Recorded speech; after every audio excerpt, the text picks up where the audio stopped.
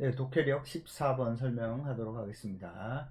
20세기 미술의 특징은 무한한 다원성에 있다. 어떤 내용을 어떤 재료와 어떤 형식으로 작품화하건 미술적 창조로 인정되고 심지어 창작 행위가 가해지지 않은 것도 작품의 자격을 얻을 수 있어서 미술과 미술 아닌 것을 객관적으로 구분해주는 기준이 존재하지 않게 된 것이다.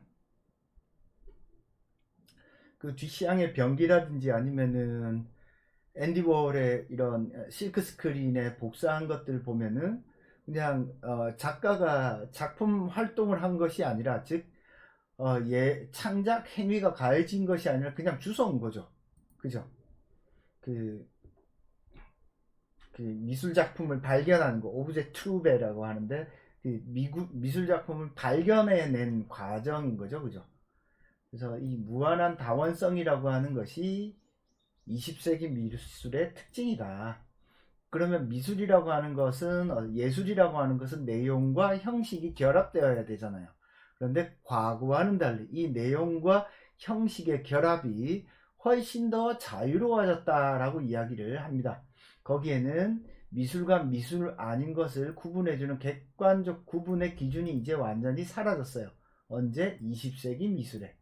결국에는 20세기 미술은 이런 미술과 미술 아닌 것을 구분하는 객관적 기준이 사라졌다는 것에 큰 어떤 방점이 있겠습니다. 단토의 미술 종말론은 이러한 상황을 설명하기 위한 미학 이론 중에 하나다. 이게 단토가 미학 이론가죠, 그죠? 미국의 그 콜롬비아 대학에서 아마 이렇게 미술 평론을 했던 사람일 겁니다. 단어가 주는 부정적 어감과는 달리 미술의 종말은 결과적으로 모든 것이 미술 작품이 될 수 있게 된 개방적이고 생산적인 상황을 뜻한다. 그러니까 그래서 요즘에는 홍대 미대를 가려면 어떻게 해야 돼요? 미술 실기 시험을 안 보죠. 현대 미술은 미술이라고 여기는 개념을 창안해내는 활동이에요. 훨씬 더 철학적이고 인문학적입니다. 그래서 미술은 미술에 해당되는 어떤 기술적 영역을 키우는 것보다 예술가적 아이디어를 얼마나 많이 학생이 창의적 창조적 아이디어를 얼마나 많이 가지고 있는가가 훨씬 더 중요한 시대에 도달했다라고 볼 수 있겠습니다. 그 이전과 다른 어떤 미술 예술의 개념을 만들어내는 게 곧 예술이 된 겁니다. 자, 그래서 조금 더 보겠습니다. 그래서 미술과 미술 아닌 것, 그래서 쭉 넘어가서 반면 20세기에는 빈 캠퍼스 자연물 기성물도 작품으로 인정되는 데서 보듯이 전시적 요소로는 더 이상 그러한 구분이 불가능해졌다. 이제 그러한 구분이 대상이 어떤 것이든 그것에 미술작품의 자격을 부여하는 지적인 행위에 의존할 따름. 역설적으로 뭐가 뜨죠? 그 비평가가 뜨는 거예요. 그러니까 우리나라에 생각을 해봐. 진중권 같은 미학자가 뜨는 이유는 어디에 있어요? 미술 활동과 미술 작품을 실컷 만들어냈는데 미술가는 그걸 설명할 능력이 없어. 그러니까 뭐가 필요해요? 인문학을 배운 사람이 필요한 거죠. 그래서 비평의 중요성이 부각된 이유가 바로 여기에 있다. 그래서 큐레이터들이 하는 일이 뭔지 아세요? 큐레이터들이 그냥 이름 없는 미술 작가들 막 찾아다니면서 어떻게 하는 거야? 상품화하는 거야. 카탈로그 만들고. 그래서 어때요? 미술에 관심 있는 고객들한테 뿌리면서 어때요? 자기는 싸게 사와서 고객들에게 비싸게 팔죠. 물론 이것도 쉬운 게 아닙니다. 그러니까 한 사회가 어떤 문화 수준이 일정 수준 이상으로 올라가게 되면 무엇에 대한 소비가 늘어난다? 사치품에 대한 소비가 늘어날 수밖에 없어요. 왜? 그 사치품이 나를 다른 사람과 구별해주는 어떤 구별짓기의 요소로 작동하거든요. 우리나라의 미술 작품이 그런 뜻으로 담겨 있습니다. 우리나라의 민중미술이라고 해서 민중미술의 어떤 유명한 작가들이 있어요.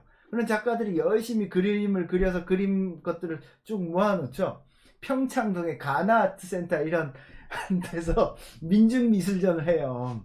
가서 보면 역겹습니다. 미술이 인간의 삶과 완전히 동떨어져 있는 예술 행위를 하는 거야. 비평가도 인간의 삶과 긴밀한 연결 속에서 예술을 비평해야지. 그냥 하나의 지적 활동으로서 예술 비평을 하면 그게 뭐예요? 그냥 지들 말놀이지. 그러니까 모든 예술이라고 하는 건 인간의 삶과 긴밀하게 연결되어 있습니다. 근데 미술이 사치품이 되고 부가가치를 창출할 수단이 되는 순간 뭐가 돼요? 인간의 삶과 분리된 그들만의 놀이가 돼버리죠. 그래서 저도 이제 미술이나 예술에 관심이 많은데 그런 것들은 싫어해요. 이게 뭐 여튼 그렇습니다. 자, 그래서 이 글이 말하고자 하는 건 뭐예요? 단토의 어떤 입을 빌려, 아서 단토의 입을 빌려서 20세기 미술이라고 하는 것이 어떤 무한한 다원성을 가지고 있다. 여기에는 어떤 특징을 가지고 있다? 미술 작품은 기존과 다르게 내용과 형식이 자유롭게 결합될 수 있어. 그 결과 미술 작품을 해석해주는 어떤 비평이 중요해졌고, 미술 작품을 만들어내는 활동은 어떤 활동이다? 지적인 행위, 지적인 활동에 의존한다. 그래서 결론적으로 미술 작품의 어떤 영역이 훨씬 더 다양해졌다 라고 볼 수 있겠네요. 그죠? 미술 종말론이라고 하는 것은, 그래서 미술 종말론은 미술의 종말이 아니라 미술 작품의 영역을 훨씬 더 확장시킨 이론이다. 이를 통해 미술은 하나의 지적 행위가 되었다. 행위가 되었고 비평의 중요성이 부각되게 되었다. 뭐 대략 이런 맥락이 들어가면 될 것 같습니다.